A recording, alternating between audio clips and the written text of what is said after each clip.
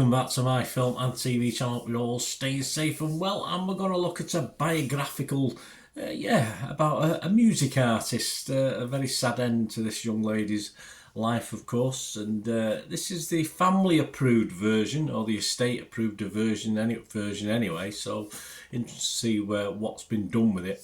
We're going to have a look at something that's called Back to Black today. Of course, the story of Amy Winehouse, a 15 certificate, the film. Here in the UK, so check your territories what rating it'll be there. Class is 122 minutes, 2 hours 2 minutes, but of course run time you're probably not 15-20 minutes off that, and it's of course based on the life of British singer-songwriter Amy Winehouse, played admirably, I would say, by Marissa Abela. Certainly won't do her career any harm, this film. Directed by Sam Taylor-Johnson and written by Matt Greenhouse. Yeah, a bit more on him in a few moments. The film also stars a very good Jack O'Connell, Eddie Marsan and Leslie Manville. Always nice to see Leslie in a film. And this was released originally in Australia, first of all, on the 11th of April. Then it's released in the UK on the 12th of April. And it's released in the United States last. Yes, it's always nice when they get it last, isn't it? But 17th of May 2024. I'm recording this on the 9th of May 2024. So this has gone out if you're in the US before you get to see it. Hope you enjoy this little look at the film, and let us know your thoughts if you do eventually go and see it. I mean, my thoughts on this, obviously it's backed by the family, as I said, and the estate of Amy. So this was never, for me, when this is sort of done and approved, if you like, it's never going to show anything overly untoward about the lead character, of course, Amy. And for me, that's how it should be. This poor lady's no longer with us, and that's to some extent I'm happy at that. Although, as far as the story, as far as the film is concerned, it does limit what we're going to get. It does stymie what we're going to get actually produced in a film, and certainly in a 2-hour film. We're not talking a series here, if you like, which probably can go into a bit more detail. Apart from the sound, her sound, I didn't know too much about Amy, apart from what a sad waste of talent, and obviously being a bit unhappy with what happened to the poor lady, and sort of listening to other people rather than going into great detail.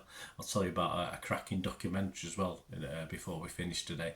But that waste of talent, and obviously drugs and drink, etc. She's not alone in this, is she? For either, from footballers to pop stars to movie stars. I knew the guy Blake, of course, superficially. I didn't know too much about him. And the character in this is everything I detest about human beings, in theory, but based on this interpretation anyway. So I can't really, it's not put together by Blake's family, is it? So there you go. But like with everything in film, in just under a 2-hour runtime, it just really does fail to get beyond the obvious superficial, if you like. Can it do otherwise within such a short time? Probably not. And such a complicated, short life, not just Amy, but the people around her as well. It can't really delve too deep, can it, within 2 hours? Because you're going to get some music, aren't you, put in there. So it's not literally just non-stop. You're going to get the music side, which is what people want as well. I think a few of these biographical films have suffered from the same fate of being superficial. Most recently, of course, Priscilla, about Priscilla Presley. Obviously, she was not a singer, but obviously it just touched upon things, I think. And again, that's the most recent example of a subject matter that deserved a lot more than what you actually get. Marissa Abela, as I said, does a sterling job with this. It becomes a sort of tribute act. She doesn't always quite catch Amy. There's a lot of reasons. Sometimes I think the originals should be dubbed onto these films, but she does a great rendition. Does very, very well, even within the limits. And of course, I still would rather prefer to listen to the original.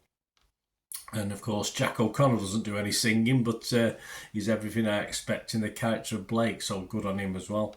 The writer, I did say I'd mention him again. He's a bit like me. He's a Manchester City fan. Yeah, there's a piece of him in one of the programmes recently about this film and what he'd done, Matt Greenhouse. And I think within the constraints of what he has to work with, I think he's done an okay job, but nothing fantastic. And as I said, it just feels competent rather than anything too deep, this film. There are more informed ways of finding out about Amy. I'll tell you that in a moment when we look through some of the critics' views. And this film makes you want to do that, and I'm going to go away and watch something that's been recommended by one of the film critics, so I'll tell you about that in a second. And if it's done that, then it's achieved something as well, if you want to go away and find out a little bit more. For me personally, just rest in peace, Amy, a sad loss. And other scores on this, guys, other ratings, if you like. Rotten Tomatoes, not very complimentary, just a 38% positivity. That's 65 critics. It only averages 4.6 out of 10, which I think is a bit harsh. Understandable, but a bit harsh. I think they could have been a little bit kinder. I mean, my little scores on this, I would be fresh on Rotten Tomatoes. I couldn't actually be rotten on it. When it comes to Metacritic, I'd be mixed. I would be mixed on this, and of course, my score.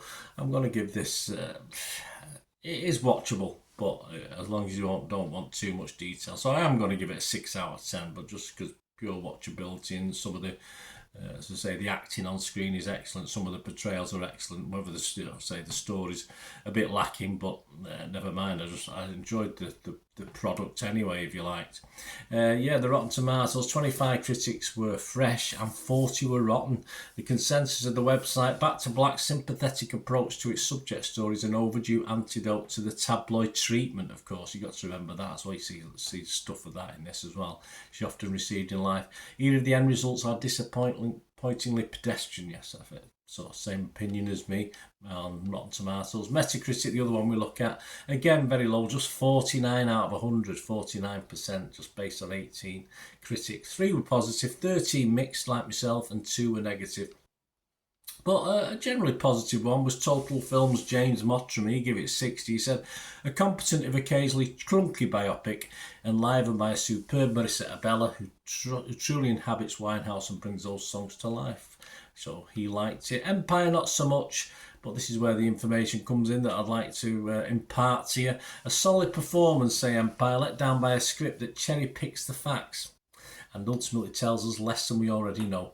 Watch Asif Kapadia's Amy instead. Yes, it was a documentary done back in 2015, so I found it on one of my streaming sites, so we'll be able to watch that when I get a chance. So Asif Kapadia's Amy, and watch that. Give that a watch, guys. A documentary, just over 2 hours, I think that one is. It's getting good scores as well. So it's something I didn't watch originally, but I will do now. So I'm letting you know about that one as well if you want to find out a little bit more about Amy.